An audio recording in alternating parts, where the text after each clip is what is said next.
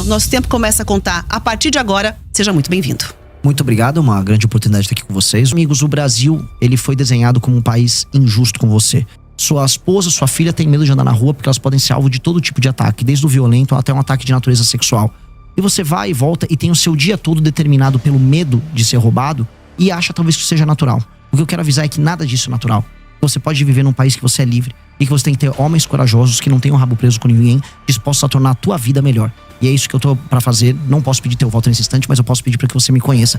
Não confie em mim nem nos demais. Apenas veja e analise pelos atos e pelas ações. E com base nisso, forme teu julgamento. Vamos começar falando, obviamente, sobre as suas pretensões enquanto presidente da República, né? Por exemplo, qual seria a primeira medida que você tomaria caso estivesse aí à frente da presidência? Vamos lá, no dia 5 de janeiro de 2027. Dia que agora o presidente toma posse do Brasil, graças a Deus, porque antes era de 1º de janeiro, não via nenhuma autoridade internacional porque tava tudo no Réveillon.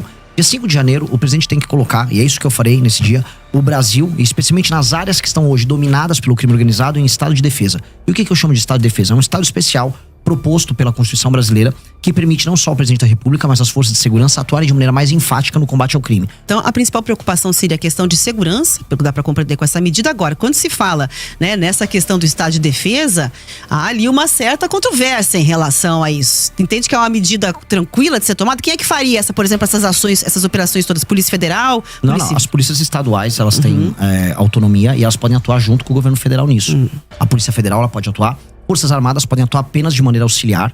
Elas não têm nem experiência de combate.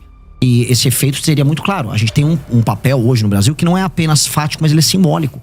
A gente está aceitando o Estado brasileiro que milhões de brasileiros vivam à margem da sociedade. Que eles vivam basicamente num Estado paralelo com regras paralelas. Então, há de ser enfático nesse tema. Até porque mais radical e mais absurdo é a gente aceitar que o crime organizado exista. Né? A coisa mais maluca que a gente coloca na nossa cabeça é a normalização de um Estado paralelo. E hoje ele é normalizado. Hoje você anda, por exemplo, pelo Ceará, como eu andei, tem cidades inteiras e bairros inteiros. Santa Quitéria é uma cidade tomada pelo Comando Vermelho, bairros inteiros de Fortaleza. Lá tá ali, você vê, o cara picha no muro. Essa área você pode entrar, essa área você não pode entrar. Essa área você pode fazer comércio, essa área não pode. A gente aceitou isso. Ao naturalizar isso, a gente naturalizou o absurdo. Mas depende do desejo do presidente da República, pura e simplesmente, essa definição, como você traz? Primeiro, depende do desejo da população em votar num presidente que tem essa agenda. Então, ela tem que ser majoritária na sociedade civil. Então, ao invés de eu ficar jogando platitudes, vir aqui e falar, não, eu quero lutar pelo povo. Eu não vou fazer platitude. Eu estou falando, olha, é uma eleição plebiscitária. Se você quiser um combate enfático ao crime organizado, você vai votar no número do meu partido, 14. Se você não quiser, tá tudo bem. Você pode votar 22 no Flávio, você pode votar 13 no Lula. Vota em quem quiser. Pra mim é uma questão plebiscitária. Por isso que eu tenho que ser muito honesto. Eu vou propor primeiro, como proposta, já pra sociedade civil. E todo mundo vai saber que essa é a primeira coisa que eu farei. Segunda coisa, isso vai pro Congresso. O Congresso, que também foi nas eleições, eu venci essas eleições pautado por esse tema, aí deliberar e convencer e aí colocar em funcionamento. É um status permitido pela nossa Constituição. E eu acho que é um status que garante, inclusive, a cidadania de milhões de brasileiros. Portanto, é obrigação do Estado brasileiro fazer isso. Agora, o senhor falou dessa relação aí, falou rapidamente sobre essa relação com o Congresso. Como é que o senhor, se eleito for, o senhor está numa missão, partido menor, né? Com uma expressão hoje menor. Como é que o senhor pretende se relacionar com o Congresso e como aprovar suas medidas caso o senhor seja eleito? Essa é a pergunta que eu mais ouço dos lugares. E eu fico feliz de ouvir esse tipo de pergunta, porque é uma pergunta que já está consonante ao universo das propostas. Ou seja, como é que você vai fazer significa que eu tenho algo para fazer. E isso me anima, e realmente todas as rádios eu ouço, todas as perguntas vão nessa linha, porque são medidas enfáticas. Pois bem, se eu ganhei a eleição para presidente da República, isso pressupõe que eu pautei daqui até outubro o tema político. Eu saí de 3, 4% nas pesquisas e eu fui para mais de 50%. Portanto, um congresso será feito e será composto não apenas com os parlamentares que vão ser eleitos pelo meu partido, que é a missão que terá aí tranquilamente mais de 60, 70, só pelo fato de eu ter sido eleito, mas também a gente verá inúmeros outros partidos, especialmente da centrão e da direita, elegendo seus parlamentares com esse tema. Porque se eu fui eleito por uma questão lógica, esse tema pautou os demais. Os parlamentares foram eleitos e esse foi um tema que os brasileiros consideram importante. Então eu acho difícil, especialmente nos primeiros 6 meses de mandato, quando há uma espécie de um beneplácito, uma boa vontade do Congresso para com o presidente da República, algumas medidas enfáticas que estiveram em campanha não serem votadas. Depois, eu não teria medo de fazer composição com alguns partidos. O critério seria, este é o meu programa, este é o programa que foi eleito, quer participar do programa? Deputado do Ceará, ou bancada do Ceará, vocês querem participar comigo da retomada do território do Ceará? Querem usufruir do lucro político, não lucro financeiro dessa operação? Estejam comigo, vamos trabalhar junto na mesma agenda. Então eu vou ser muito aberto em trazer eles para uma agenda positiva. Agora, eu vou ser muito fechado em trazer aquela relação de compra de voto, a relação baseada na emenda. Esse tipo de relação política que se tornou a base, a relação corrente da política brasileira, ela é um elemento que nós precisamos ultrapassar, nós precisamos superar. E a superação disso vai passar por uma série de reformas que a gente vai precisar fazer ao longo do mandato também. Porque o mandato nosso tem que ser, e é isso que eu enxergo, um mandato essencialmente reformista. Eu vou pegar o Brasil no ponto A e vou colocar o Brasil no ponto B. E esse ponto B significa um Brasil que não tem mais crime organizado, que as leis penais e leis de processo penal vão se alterar, que a questão fiscal, ou seja, a questão econômica, reformas que mexam na forma como o governo gasta o dinheiro dele, que termina cobrando imposto caro das pessoas, seja resolvida, numa relação justa do Pacto Federativo, ou seja, vocês aqui no Paraná pagam imposto demais, mandam dinheiro demais pro governo, mas recebem de menos. Enquanto tem prefeito no Piauí não fazendo nada com esse dinheiro que eles recebem. Isso também tem que ser endereçado. Mexendo nisso, a gente não apenas melhora a vida das pessoas e melhora a questão econômica, mas eu mexo na correlação de forças com o Centrão. Porque no fundo a tua pergunta é pertinente, porque a gente sabe que nenhum presidente governa de verdade. E esse presidente não governa de verdade por quê? Porque existe essa entidade chamada Centrão. Uma entidade amorfa, que uma hora tá com o presidente, uma hora não tá. O que ela faz para estar no governo? Ela põe uma faca no pescoço e exige dividendos. Em geral, esses dividendos são financeiros. A gente tem que alterar o sistema de recompensa para que isso não aconteça com essa intensidade. Mas um desses dividendos também, quer dizer, até a questão de ocupação do governo, né? Com ministérios, com autarquias, impostos chaves, normalmente que tem ramificação pelo resto do Brasil e um orçamento gordo. Como é que o senhor pretende? O senhor pretende, por exemplo, entregar pastas, ministérios importantes para partidos como o senhor falou do Centrão? Se for para fazer ocupação e cooptação, especialmente para dar o nome aos bois, vamos pegar aqui a Codevasf, a Companhia de Desenvolvimento do Vale do São Francisco. Que é disputadíssima. Sim, porque inclusive o Rio São Francisco ele corre, né? Minas, vai Pernambuco, Bahia. Porém, ele foi, vamos dizer, de maneira fictícia levado até o Amapá, o Rio, só para que o Alcolumbre, né, que é do União Brasil, possa usufruir dos benefícios dessa empresa pública. Isso não pode acontecer, isso não vai acontecer. E, em especial essas empresas públicas que têm atuação no Nordeste, onde há uma presença maior do Centrão e onde há um uso político muito mais intensivo. Isso não será entregue. Essas empresas públicas não podem ser entregues, porque hoje elas são, vamos dizer, um vetor central de corrupção. Eu volto a falar, não tenho problema nenhum em trazer figuras corretas e sérias de outros partidos para participar do nosso governo, porque esta é, infelizmente, a natureza do nosso modelo. Fazer um governo que tenha coalizão é normal em todas as democracias. Agora, fazer um governo baseado em cooptação, como eles estão acostumados, não. Eu não vou fazer baseado em cooptação. E eu creio que é possível fazer isso. Eu creio que é possível você obter dividendos políticos, ou seja, um lucro político, ou seja, através das vitórias políticas de um governo, e não obter dividendos financeiros, que é o que esses caras querem. E a gente tem que, aí, o cara quer obter dividendo financeiro, eu vou atuar junto com a Polícia Federal para todo mundo que estiver desviando emenda. Eu vou conversar com o Supremo Tribunal Federal, que tem inclusive investigações em curso, e nós vamos colaborar para que as emendas sejam investigadas. Porque não pode existir um governo que se baseia na compra e cooptação dos parlamentares. A gente está falando agora de emendas só das obrigatórias, mais de 60 bilhões nesse orçamento anual. E o senhor pretende mexer nesse vespeiro das emendas? Precisa. Como?